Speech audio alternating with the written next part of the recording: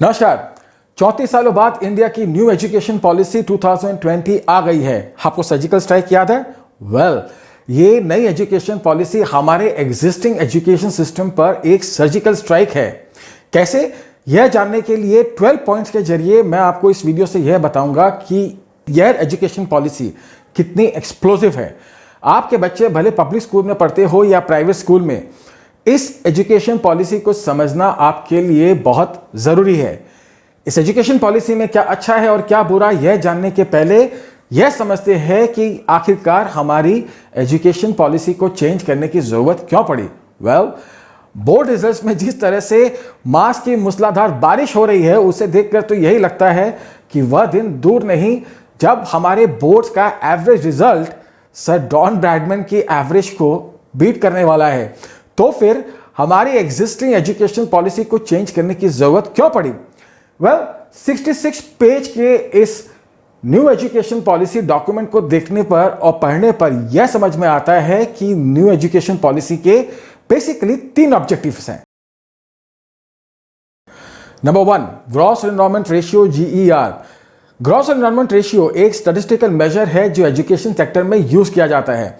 Develop countries में यह ratio 50% या उससे ऊपर होता है। 2014 में चाइना का GER 40% के आसपास था और 2018 में इंडिया का GER 26.3% था और इंडियन गवर्नमेंट अब उसे 2035 तक 50% पहुंचाना चाहती है। मतलब आने वाले 15 सालों में यह GER ऑलमोस्ट डबल हो जाना चाहिए। अगर आप 200 किलोमीटर की स्पीड से गाड़ी भगाना चाहते हैं तो आप नेचुरली एम्बेसडर को यूज नहीं कर सकते।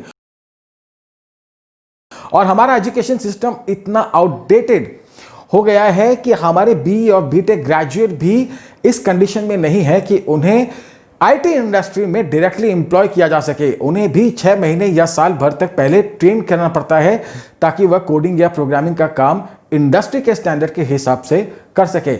और हम BA, BCom, BSc की बात तो अभी कर ही नहीं रहे हैं।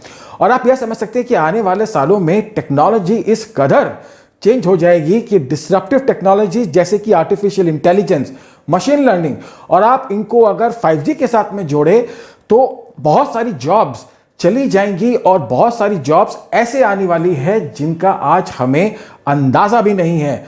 तो ऐसी हालत में हमें एक ऐसी एजुकेशन पॉलिसी चाहिए जो फ्लेक्सिबल हो, कॉन्करेंट हो और जो हमें स्किल्स डेवलप करने में हेल्प कर सके ताकि हम आने वाले सालों में जो मैसिव चेंजेस होने वाले हैं उनका मुकाबला कर सकें। और अब क्लास 6 से ही स्टूडेंट्स को कोडिंग की ट्रेनिंग दी जाएगी और मैं समझता हूं कि यह एक मैसिव डेवलपमेंट है बिकॉज इंटरनेशनल बोर्ड्स में भी 6 और 7 स्टैंडर्ड से ही प्रोग्रामिंग की ट्रेनिंग दी जाती है स्टूडेंट्स को। जाहिर सी बात है कि इस काम के लिए मैसिव इंफ्रास्ट्रक्चर और पैसा चाहिएगा। वो कहां से आएगा? और मुझे लगता है कि इस सवाल का जवाब छुपा है मोदी जी की सुंदर पिचाई के साथ पिछले दिनों जो कई बार मीटिंग हुई थी उसके अंदर। Number 3, hidden objective. कहने को तो यह पॉलिसी 2 लाख लोगों के इनपुट से बनाई गई है, लेकिन अगर आप इस डॉक्यूमेंट को ढंग से पढ़े तो यह समझ में आता है कि किसी ने वेस्टर्न एजुकेशन सिस्टम के बेस्ट पॉइंट्स को लिया है और उसे एक पर्टिकुलर आइडियोलॉजी के सांचे में ढाल करके इस पॉलिसी को बनाया है। The east is east and the west is west and never shall the twain meet. और इस पॉलिसी में वही करने की कोशिश की गई है और इसीलिए यह पॉलिसी अपने आप में एक बहुत बड़ा एक्सप्लोसिव स्टेप है। और अब हम आते हैं उन 12 सैलिएंट फीचर्स के बारे में जिसके बारे में मैंने शुरू में बात की थी। Number 1, structure. हमारा एग्जिस्टिंग एजुकेशन सिस्टम 10+2 का है, लेकिन नई प्रपोज पॉलिसी में इसे 5+3+3+4 का बनाया गया है। मतलब प्री स्कूल और फर्स्ट और सेकंड स्टैंडर्ड को क्लब कर दिया गया है और उसके बाद 3rd से लेके 5th स्टैंडर्ड तक प्राइमरी स्कूल, 6 से लेकर के 8th स्टैंडर्ड तक मिडिल स्कूल और 9 से लेकर के 12 तक senior school. Exams 2nd standard के बाद, 5th स्टैंडर्ड के बाद और 8th स्टैंडर्ड के बाद होंगे, लेकिन वह सिर्फ स्टूडेंट के कोर कॉन्सेप्ट और नॉलेज को मेजर करने के लिए होंगे। एग्जाम्स का डर स्टूडेंट से निकालने के लिए पूरी पढ़ाई को और एग्जामिनेशन सिस्टम को काफ़ी आसान बनाया गया है ताकि सिर्फ स्टूडेंट के कॉन्सेप्ट और नॉलेज की ही टेस्ट किया जा सके। रटने की क्षमता को मेजर करना नए एजुकेशन सिस्टम में ज़रूरी नहीं है। अब आप कहेंगे कि बोर्ड एग्जाम्स का क्या होगा, तो क्लास 10 और क्लास 12 के बाद बोर्ड एग्जाम्स अभी भी होंगे, लेकिन पॉलिसी को पढ़ करके ऐसा लगता है कि ये ऑलमोस्ट गारंटीड है कि अगर आप बोर्ड एग्जाम में बैठेंगे तो आप पास जरूर होंगे। एक नई नेशनल टेस्टिंग एजेंसी बनाई गई है जो कॉमन एप्टीट्यूड टेस्ट और यहां तक कि स्पेसिफिक सब्जेक्ट्स में भी, जैसे कि फिजिक्स, मैथ्स, ह्यूमैनिटीज, यहां तक कि वोकेशनल कोर्सेज के लिए भी कॉमन एप्टीट्यूड टेस्ट तैयार करेंगी। यह बहुत कुछ यूएस के एजुकेशन सिस्टम पर बेस किया गया है। यूएस में भी अगर आप हाई स्कूल के बाद में किसी भी कॉलेज में अप्लाई करना चाहते हैं तो आपको कॉमन एप्टीट्यूड टेस्ट देने पड़ते हैं और इसके साथ में सब्जेक्ट स्पेसिफिक एप्टीट्यूड टेस्ट भी दिया जाता है। आने वाले सालों में ह्यूमैनिटीज के लिए भी आपको कॉमन एप्टीट्यूड टेस्ट और सब्जेक्ट स्पेसिफिक टेस्ट देने की जरूरत पड़ेगी। Board exams will almost become irrelevant. That's what I think from this policy. Number 2, खेल खेल में स्कूल और स्कूल में खेल। पॉलिसी में इस बात पर ध्यान दिया गया है कि बच्चों पर किताबों का बोझ कम हो और इसके लिए क्लास 2 तक बच्चों को सिर्फ नंबर्स और एक लैंग्वेज पढ़ाई जाएगी और इसके बाद भी बच्चों को पढ़ाने के लिए आर्ट, क्विज, स्टोरीज, म्यूजिक्स वगैरह का यूज किया जाएगा ताकि फोकस रहे बच्चों के कोर कॉन्सेप्ट और नॉलेज के डेवलपमेंट पर, ना कि उसकी रट्टा मारने की ताकत पर। अगर पॉलिसी को ध्यान से पढ़े तो ऐसा लगता है कि किसी इंसान को इतना गुस्सा आया हुआ है देश में जो कोचिंग सेंटर्स का प्रचलन चल रहा है उस पर। शायद उन्हें पता नहीं कि बच्चा कितनी ट्यूशंस लेता है और कहां पर यह किसी भी परिवार का स्टेटस सिंबल होता है। Number 3, vocational studies. पॉलिसी में इस बात पर काफी जोर दिया गया है कि बच्चे शारीरिक श्रम के महत्व को समझें। मिडिल स्कूल में 10 दिन का एक बैकलेस पीरियड होगा जहां पर बच्चे किसी एक्सपर्ट के पास में जाकर के ट्रेनिंग ले सकते हैं किसी वोकेशनल सब्जेक्ट पर, जैसे कि carpentry, welding, electrical work, organic farming, etcetera etcetera. वैसे चाय और पकौड़ा बनाने की कला इन सब्जेक्ट्स में शामिल होगी कि नहीं, इस बात पर अभी तक कोई इंफॉर्मेशन नहीं है। मुझे लगता है कि ये एक बहुत अच्छा स्टेप है क्योंकि अपना हाथ जगन्नाथ जैसी बात कहने वाले इस देश में शारीरिक श्रम को काफी हीन भाव से देखा जाता है। वैसे क्या आप ये जानते हैं कि जर्मनी जैसी डेवलप्ड कंट्री में भी स्कूल स्टडीज के साथ साथ में वोकेशनल स्टडीज को भी काफी महत्व दिया जाता है और इस पॉलिसी में यह एक बहुत अच्छा स्टेप लिया गया है इस डायरेक्शन में। Number 4, flexibility. हमारे एग्जिस्टिंग एजुकेशन सिस्टम की एक बहुत बड़ी प्रॉब्लम यह है कि यह काफी रिजिड है, साइलोस में बटा हुआ है, आर्ट, साइंस और कॉमर्स। अगर आपने आर्ट्स पढ़ना है तो आप साइंस का कोई सब्जेक्ट नहीं ले सकते और अगर साइंस के किसी स्टूडेंट को ह्यूमैनिटीज में इंटरेस्ट हो तो वह कुछ नहीं कर सकता।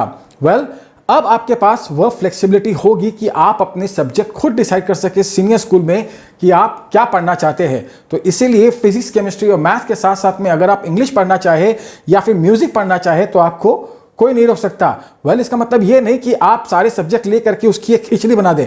होगा यह कि अलग अलग बैंड्स होंगे जिसमें से आप डिसाइड कर सकते हैं कि आपको कौन से सब्जेक्ट्स पढ़ने हैं। तो इसका मतलब यह हुआ कि अगर आप साइंस स्ट्रीम के स्टूडेंट्स हैं तो भी आप इकोनॉमिक्स या फिर लैंग्वेज जैसे सब ह्यूमैनिटीज वाले सब्जेक्ट्स आप ले सकते हैं। Number 5, 360 degree feedback. एक मैनेजमेंट जार्गन का यूज किया गया है नई एजुकेशन पॉलिसी में। अब आपका रिजल्ट सिर्फ टीचर ही नहीं डिसाइड करेंगे बल्कि आपके साथ में पढ़ने वाले स्टूडेंट्स भी डिसाइड करेंगे और इस फीडबैक को यूज किया जाएगा आपके रिजल्ट्स में। बेसिकली ओवरऑल एक artificial intelligence based software development का रिकमेंडेशन की गई है जिसमें बच्चा यह समझ सके कि वह कौन सी एरियाज है जहां पर उसे फोकस करने की जरूरत है इंप्रूवमेंट के लिए। अच्छा ही हुआ कि मैंने स्कूल बहुत पहले ही पास कर लिया, नहीं तो पता नहीं मुझे अपने क्लासमेट से कितनी गालियां पड़ती। Number 6, ethics. पंचतंत्र, जातक कथाएं, हितोपदेश की कहानियों के माध्यम से बच्चों को सही और गलत के बीच का फर्क समझाया जाएगा और उसके बाद उन्हें बाकायदा एथिक्स की ट्रेनिंग दी जाएगी। सच्चाई, दूसरों के साथ कैसा व्यवहार करना, सेवा, बड़ों का आदर कैसे करना वगैरह सब्जेक्ट्स की ट्रेनिंग दी जाएगी और इसके साथ ही शराब, सिगरेट और नशे से क्या नुकसान होते हैं इस बात की भी ट्रेनिंग दी जाएगी। Number 7, language. पॉलिसी में बार बार इस बात पर काफी जोर दिया गया है कि मल्टीपल लैंग्वेज से बच्चे की कॉग्निटिव एबिलिटीज डेवलप होती है और इसीलिए 8th स्टैंडर्ड तक बच्चे को कम से कम 3 लैंग्वेजेस आनी चाहिए जिसमें से 2 लैंग्वेजेस इंडियन हो। साथ ही पॉलिसी में यह भी कहा गया है कि 2nd स्टैंडर्ड तक बच्चे का मीडियम ऑफ इंस्ट्रक्शन की home language, mother tongue, local language या रीजनल लैंग्वेज होना चाहिए। Means English as a medium of instruction till at least the 5th standard is out as per this policy। और यह अपने आप में एक बहुत कंट्रोवर्शियल टॉपिक बन चुका है। नंबर 8, बड़ी सिस्टम। एक और मैनेजमेंट jargon का यूज किया गया है। पॉलिसी में कहा गया है कि पब्लिक स्कूल और प्राइवेट स्कूल को पेयर किया जाएगा एक बड़ी सिस्टम की तरह, मतलब दोनों एक दूसरे से उनकी अच्छी बातें सीख सके, इस बात की प्रोविजन की गई है। और साथ ही यह भी कहा गया है कि प्राइवेट स्कूल जहां तक हो सके पब्लिक स्कूल को अपने स्पेस का यूटिलाइजेशन करने देंगे। मैं समझता हूं कि यह बहुत ही रेवोल्यूशनरी स्टेप है अपने आप में, लेकिन इसका इम्प्लीमेंटेशन किस तरह से होगा यह हमें आगे जाके देखना होगा। Number 9, promotion of book reading. जहां एक तरफ एजुकेशनल करिकुलम में बुक्स को हटाया जा रहा है, वहीं दूसरी तरफ पब्लिक स्कूल्स में स्पेशली गांव में अब लाइब्रेरी सेटअप करने की बात की जा रही है, जहां पर फिजिकल बुक्स के साथ साथ में ऑनलाइन बुक्स भी अवेलेबल होंगी।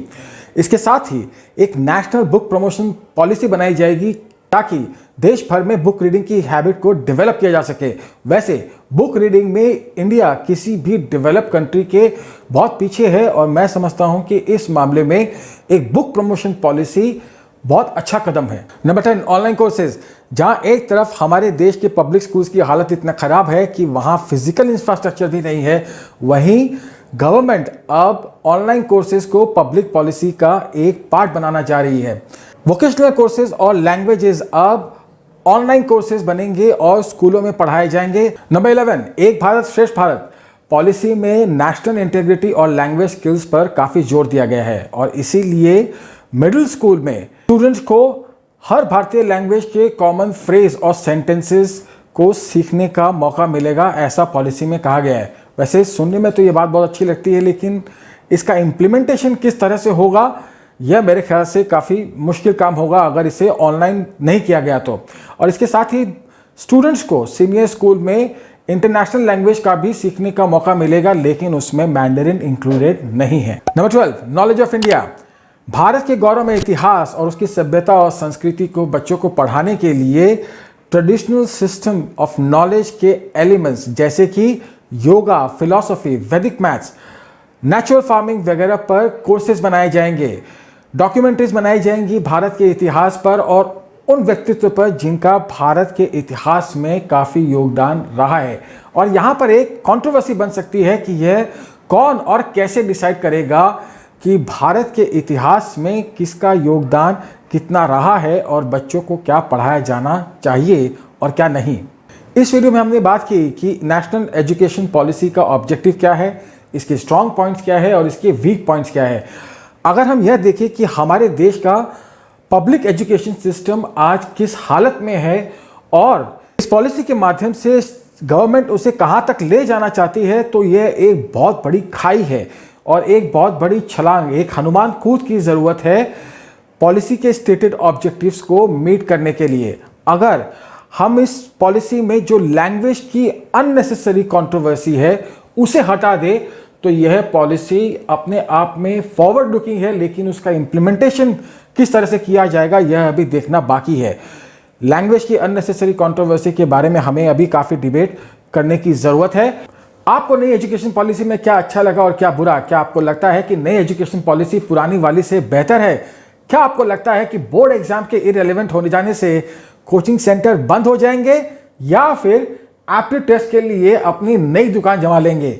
लैंग्वेज को लेकर जो कंट्रोवर्सी हुई है उसके बारे में आपका क्या कहना है? लैंग्वेज के लेकर जो कंट्रोवर्सी हुई है और हायर एजुकेशन पर न्यू एजुकेशन पॉलिसी का क्या असर पड़ने वाला है, इन बातों को लेकर कुछ दिनों में मैं एक नया वीडियो बनाने वाला हूं। अगर इस तरह की एनालिसिस पसंद आती हो तो चैनल को सब्सक्राइब करके बेल आइकन पर क्लिक करना ना भूलें। वीडियो पसंद आया हो तो ज़्यादा से ज़्यादा लोगों के साथ में शेयर करें। मुलाकात होगी अगली वीडियो में, तब तक के लिए थैंक यू।